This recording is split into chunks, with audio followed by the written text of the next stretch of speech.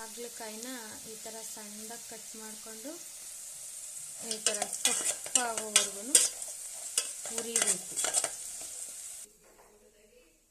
ಈ ಥರ ಕಪ್ಪಗಾಗೋವರೆಗೂ ಚೆನ್ನಾಗಿ ಹುರಿದು ಎತ್ತಿಟ್ಕೋಬೇಕು. ನಂತರ ಅದೇ ಪಾತ್ರೆಗೆ ಇನ್ನು ಸ್ವಲ್ಪ ಎಣ್ಣೆ ಹಾಕಿ 1 ಚಮಚ ಸಾಸಿವೆ ಹಾಕಬೇಕು. ಸಾಸಿವೆ ಸಿಡಿದ ಮೇಲೆ ಸಣ್ಣಗೆ ಹೆಚ್ಚಿರೋ ಈರುಳ್ಳಿ ಹಾಕಿ ಹುರಿಯಿರಿ.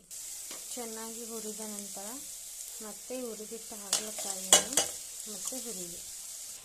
ಎರಡನ್ನು ಚೆನ್ನಾಗಿ ಹುರಿದ ನಂತರ ಟೊಮೆಟೊ ಹಾಗೆ ಹಸಿಮೆಣಸಿನ್ಕಾಯಿನ ಹಾಕಿ ನೀರು ಬಿಡೋವರೆಗೂ ಹುರಿಯಿರಿ. ಟೊಮೆಟೊ ಮೆತ್ತಗಾಗಬೇಕಲ್ವ, ಅದಕ್ಕೆ ಸ್ವಲ್ಪ ರುಚಿ ಹಾಕ್ಕೊಂಡು ಹುರಿದ್ರೆ ಬೇಗನೆ ಆಗುತ್ತೆ. ನೋಡಿ, ಈ ಥರ ನೀರೆಲ್ಲ ಬಿಟ್ಟು ಸುಂದ್ಕೊಳ್ಳೋ ಥರ ಹುರಿದಾದ್ಮೇಲೆ ಸ್ವಲ್ಪ ಹುಣಸೆ ರಸ ಕಲಸಾಕಿ. ನಮಗೆ ಗ್ರೇವಿ ಹೆಚ್ಚಾಗಬೇಕು ಅಂದರೆ ಹೆಚ್ಚಾಗಿ ಹಾಕೋಬೋದು, ಸ್ವಲ್ಪ ಬೇಕು ಅಂದರೆ ಸ್ವಲ್ಪನೇ ಹುಣಸೆಹಣ್ಣು ನೆನೆ ಹಾಕಿ ಈ ಥರ ಚೆನ್ನಾಗಿ ಬೇಯಿಸಿ. ಇದಕ್ಕೆ ಸ್ವಲ್ಪ ಅರಿಶಿನ ಹಾಕಿ. ಈ ಥರ ನೀರೆಲ್ಲ ಸುಂಡೋ ಹಂತಕ್ಕೆ ಬಂದಾಗ 1 ಗ್ಲಾಸ್ ಅಥವಾ 2 ಗ್ಲಾಸ್ ನೀರು ಹಾಕಿ ಇದಕ್ಕೆ ಬೇಳೆ ಸಾಂಬಾರು ಪೌಡ್ರ್ ಹಾಕಿ ಮಿಕ್ಸ್ ಮಾಡಿ ಚೆನ್ನಾಗಿ ಬೇಯಿಸಿ. ಈ ಹಾಗಲಕಾಯಿ ಕಹಿ ಹೋಗಬೇಕು ಅಂತಂದರೆ ನಾವು ಯಾವ ರೀತಿ ಬೇಯಿಸ್ತೀವಿ, ಫಸ್ಟು ಎಣ್ಣೆಲಿ ಹುರಿದಾಗ, ಈಗ ಹುಣಸೆ ಹುಳಿಲಿ ಈ ಥರ ಎಲ್ಲ ಯಾವ ರೀತಿ ಬೇಯಿಸ್ತೀವಿ ಅದು ತುಂಬ ಇಂಪಾರ್ಟೆಂಟ್ ಆಗುತ್ತೆ.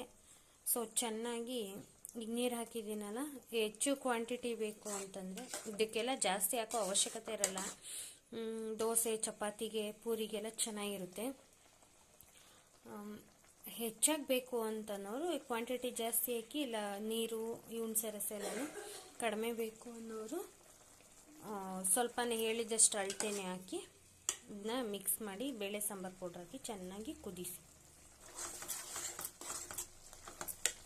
ಹೀಗೆ ಕುದೀತಾ ಇರೋ ಹಂತದಲ್ಲಿ ಮತ್ತೆ 1 ಚಮಚ ಮೆಣಸಿನ್ಕಾಯಿ ಪುಡಿ, 1 ಚಮಚ ಗರಂ ಮಸಾಲೆ ಹಾಕಿ. ನಂತರ ಸಾಂಬಾರು ಥಿಕ್ನೆಸ್ ಬರೋಕ್ಕೆ ಹುರ್ಗಡ್ಲೆ ಹಾಗೆ ಜೀರಿಗೆನ ಪುಡಿ ಮಾಡಿ ಸ್ವಲ್ಪ ಎಷ್ಟು ಬೇಕು ಪುಡಿ ಮಾಡಿ ಇಟ್ಕೊಳ್ಳಿ, ಬೇರೆ ಸಾಂಬಾರಿಗೆಲ್ಲ ಹಾಕ್ಬಹುದು. ಈ ಕ್ವಾಂಟಿಟಿ ಬರೋ ಹಾಗೆ ಪುಡಿ ಮಾಡಿ 1-2-3 ಚಮಚದಷ್ಟು ಹಾಕಿ ನೀರಲ್ಲಿ ಹಾಕಿ ಕಲಸಿ ಗಂಟಿಲ್ದಂಗೆ ಕಲಸಿ ಹಾಕಿದ್ರೆ ಇನ್ನೂ ಚೆನ್ನಾಗಿರುತ್ತೆ. ಈ ಹಂತದಲ್ಲಿ ರುಚಿ ಹೇಗಿದೆ ನೋಡಿಕೊಂಡು ಸ್ವಲ್ಪ ರುಚಿ ಹಾಕೊಳ್ಳಿ. ಕೊನೆಯಲ್ಲಿ ಕನ್ಸಿಸ್ಟೆನ್ಸಿ, ಟೇಸ್ಟು ಎಲ್ಲ ಚೆನ್ನಾಗಿದೆ ಅಂತ ಆದ ತಕ್ಷಣ ಸ್ವಲ್ಪ ಕೊತ್ತಂಬರಿ ಸೊಪ್ಪು ಉದುರಿಸ್ಬಿಟ್ಟು ಮಿಕ್ಸ್ ಮಾಡಿಬಿಟ್ಟು ರೊಟ್ಟಿ, ದೋಸೆ, ಚಪಾತಿ ತಿಂತಾಯಿದ್ರೆ ಸೂಪರಾಗಿರುತ್ತೆ. Thanks for watching.